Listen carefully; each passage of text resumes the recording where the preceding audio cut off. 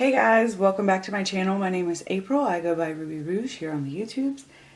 Thanks so much for stopping by. I'm really excited to share this video with you. This is my Pan That palette for 2020. First thing I want to get to is to compare my progress from last month. So this is my Viseart Cool Mattes palette. So I hit pan in pink versus last month, and I'm pretty sure that I did a good job expanding on these three shades, the two grays and the burgundy shade here. I should be hitting pan very shortly in the white shade, and I have a pretty good dip going now in the blue, which I didn't have. So I think I should be able to hit pan in the blue in the next 2 months, and hopefully by next month hit pan in the white shade. It's really exciting.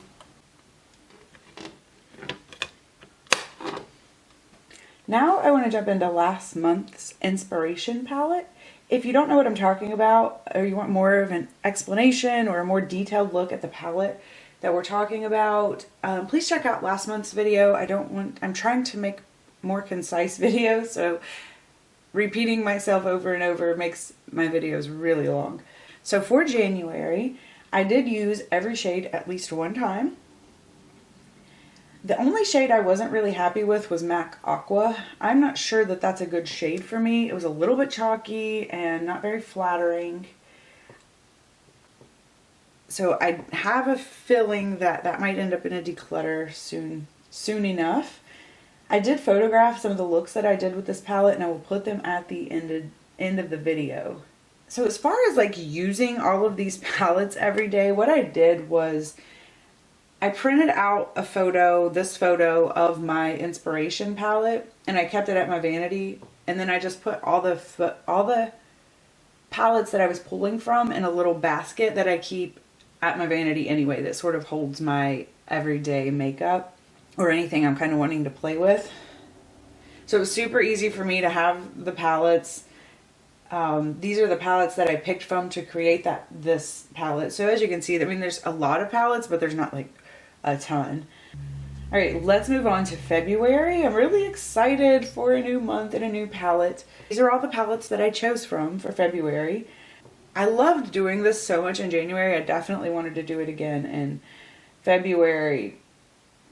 I was very, very cliche, but the colors I gravitate to more in February are just pinks, reds, purples.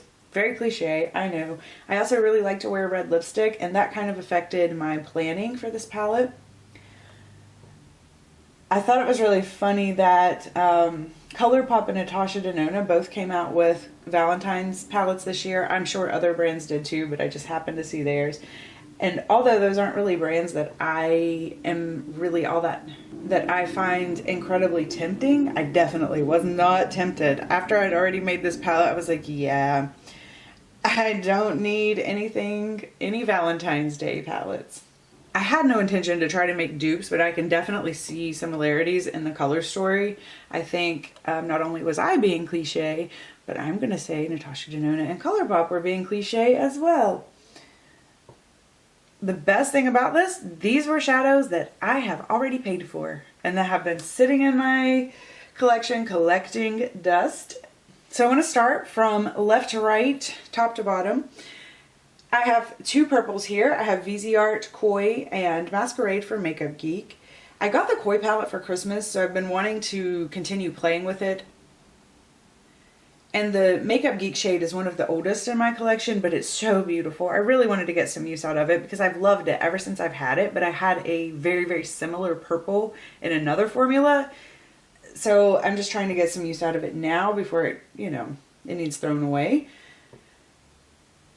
Of course, I added in some shades from my Pan That palette, the Viseart Cool Matte.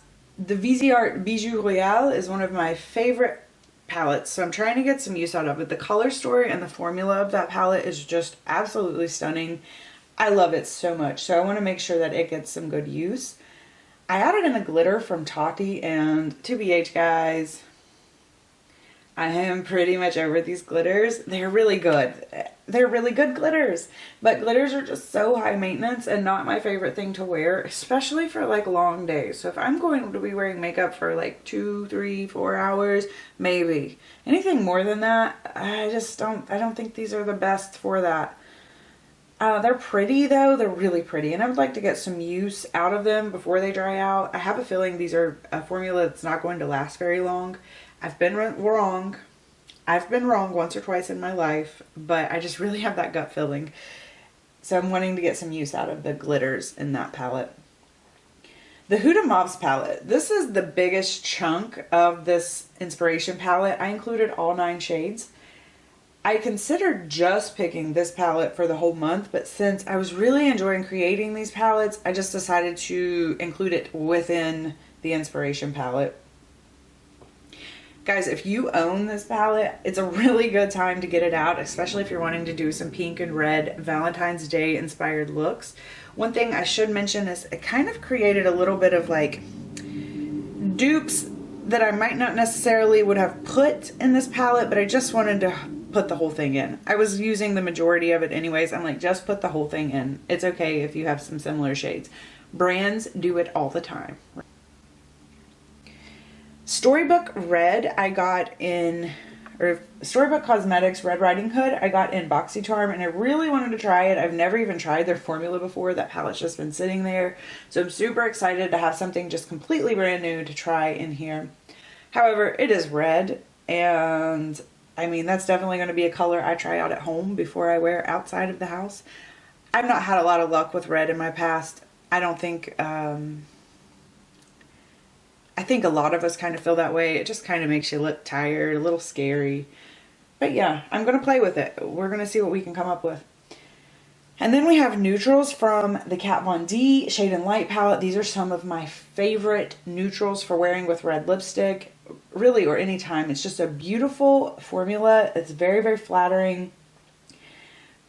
I love these shades. They're some of the most neutral shades I have in my collection. They are just a real true taupe without any leaning too much one way or the other. There's something, and this is where I was talking about the red lipstick. There's something about red lipstick that does not look good on me with cool tones. So if I'm wearing red lipstick, I either have on a straight neutral or I have a warm tone shadow look. Because other than that, it just doesn't work for me for whatever reason.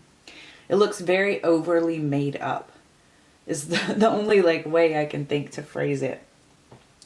So I definitely wanted to include some true neutrals. And then lastly, there's the Juvia's Place Puffs shadow. This was in last month's inspiration palette as well. I think, honestly, looking at my collection, I think it is the lightest pink toned metallic shimmer that I have in my whole collection. So it's very, very beautiful shade, and it's kind of unique to my collection. And it's weird because I feel like that's a shade